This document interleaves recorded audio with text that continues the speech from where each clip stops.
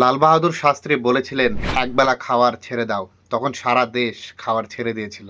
শাস্ত্রীর কথা মানুষের মনে গেঁথে গিয়েছিল, কারণ তিনি ত্যাগের উদাহরণ সৃষ্টি করেছিলেন। তিনি আগে নিজের বাড়ির খাওয়া বন্ধ করেছিলেন, তারপর দেশের মানুষের কাছে ত্যাগ চেয়েছিলেন। আজ যখন বলা হচ্ছে সোনা কিনবেন না, বাড়িতে বসে কাজ করুন, গাড়ি কম চালান, তখন সাধারণ মানুষ প্রশ্ন তুলছে, আগে উদাহরণ কে তৈরি করবে? ত্যাগ কি শুধু সাধারণ মানুষের জন্য? প্রধানমন্ত্রী বলেছেন, বিয়েতে সোনা কিনবেন না, পেট্রোল বাঁচান, বিদেশে ভ্রমণ করবেন না।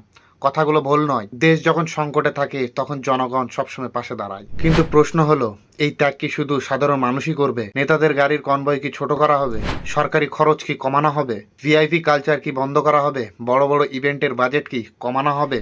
নেতাদের জনসভা বা র্যালি এইসব কি ছোট করা হবে? ত্যাগের বড় শক্তি হলো যখন উপরের মানুষ আগে নিজে ত্যাগ করে দেখায়। দেশের জন্য ত্যাগ করতে সাধারণ মানুষের কোনো সমস্যা নেই। সমস্যা তখন হয় যখন নিচে সাধারণ মানুষের কাছ থেকে ত্যাগ চাওয়া হয় আর সুবিধাগুলো শুরু হয় উপরের নেতাদের থেকে। আজ দেশের কি শাস্তির মতো বাস্তব উদাহরণ দরকার, নাকি শুধু আহ্বান? এইটা কমেন্ট করে জানাবেন।